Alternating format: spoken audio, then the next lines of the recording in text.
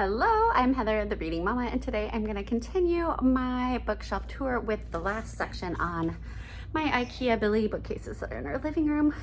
Check out the other ones. We have over 2,000 books, so it's taking a while to go through the library and share with you all. But if you have any questions, let me know at the end. I'm going to flip this around so you can see the books better. All right, the last section that I'm going to share with you is this center section. Now, I do have books up on top, but the baskets are seasonal, and I'm not really going to go through them. They're just picture books that I picked up when I was a kindergarten teacher mostly, and a few others I picked up here and there of seasonal books, and then a couple of antique books up there on top. Notably, a first edition of Freckles somebody gave me, so that's pretty exciting. But that brings us to the center section. The center section is what I use primarily for school. So we use a Charlotte Mason method in our homeschool, which is literature dependent. It is very history literature based, and so books make up the main portion. We don't use textbooks or anything like that. I have a lot more information on that if you want to go over to my homeschool channel and find out, but today we're just talking books. So here is our history section, and it is basically organized by how we study it. I need to rearrange a little bit because that top section is our 20th century, which we are studying currently this year, and it is overflowing. So you can see all those books up there. Those are ones for the 20s, 30s, the teens, 20s, 30s, and then a few of the like modern books, but not very many because most of those are in the other room. Everything after the 40s is in another room as we're getting ready to use them. I've just been putting them here as we finish them, and it's a lot. So I really need 2 shelves for the 20th century, which I've gone through. I share about a lot of these books in other places, so you can go back and check some of my decades book hauls or book shares. Then I have the 1900s or 1800s, sorry, 19th century, and I have picture books, and then I have like kind of our history spines over here and some primary sources. That's what the spiral bind are. I copy some speeches and documents and put them in there for my kids to read for school.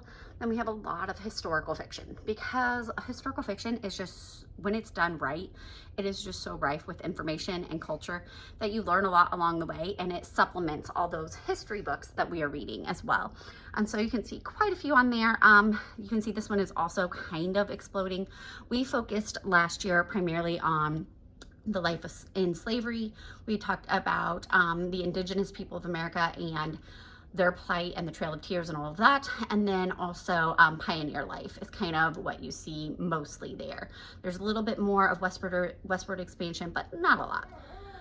Then if you come down, I have kind of the 1700s or 18th century, and that focuses primarily on colonies and all the way up to the French Revolution. And I'm working on trying to get more of what was going on in the rest of the world during that time, but it's tricky. These books right here by George Washington's World, and then I had up here Abraham Lincoln's World, they're by Genevieve Foster, and they do a great job of showing what's going on around the whole world. But as far as historical fiction, it's hard, especially being an American. Everything's just inundated with American history. And so it's hard to find some things. One of them that I found was this one, The Reb and the Redcoats, which talks about like a rebel American who was captured and taken to England and was held prisoner there in a home. And yeah, it was good. Reign of Terror as G.A. Henty. We love Henty. He does great historical fiction. And of course, those Laurie Halse Anderson books are just amazing middle grade books. But we have some from old to young, and I'm just working on growing that one a little bit more before we come around the next time. And then if you come down, this is kind of where some of these are going to get moved up to the 1700s, and then the rest is kind of the age of exploration and early colonies. And that's kind of what we're going to do next year. So we have Middle Ages and Renaissance and medieval times down here. And I'm going to combine that because I'm going to do, we do 3 semesters or terms that are 12 weeks long. And so we're going to do one on Middle Ages, one on Renaissance, and then one that just focuses on age of exploration. Sorry, little one's wanting to help me here with the narrating. And so I just am going to combine those. And then on the very bottom, I have all of our ancients. We do a ancient civilization every year for the whole year and just kind of add a little bit of it, sprinkle it throughout the year. This year we're talking about ancient Asia, and so we're doing mostly primarily historical fiction because we have done Asia very recently. And so next year we're going to go back and do ancient Egypt and Middle East. And so we'll be doing some of the like Arabian Nights will come out. Some of our For the Temple will come out, because talking about, oh no, For the Temple I keep with Rome. Never mind, I lied. But just a few other things.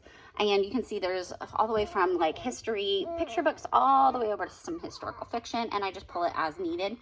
And then, yeah, that is our history section. So as you can see, it kind of runs the gamut of history to historical fiction, and it is a lot of historical fiction. My kids have access to these all the time. They're allowed to pick up any book on this shelf at any time. For a while, I tried to hide the books and be like, okay, no, we're saving that for this year. But then I thought, why would I do that? The goal is for them to learn, not for them to read a specific year on a specific book on a specific year.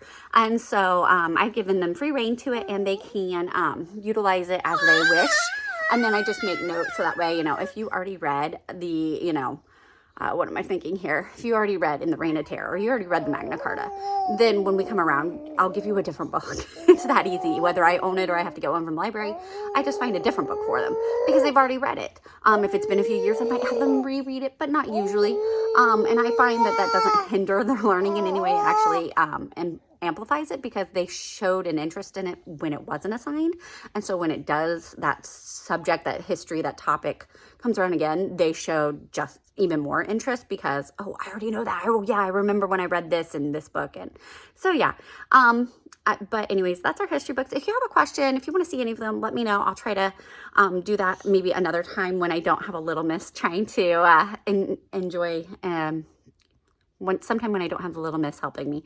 So thank you again for watching. If you made it to the end of this, why don't you drop a clock emoji of some sort to show history time? I don't know. I'm just going with it.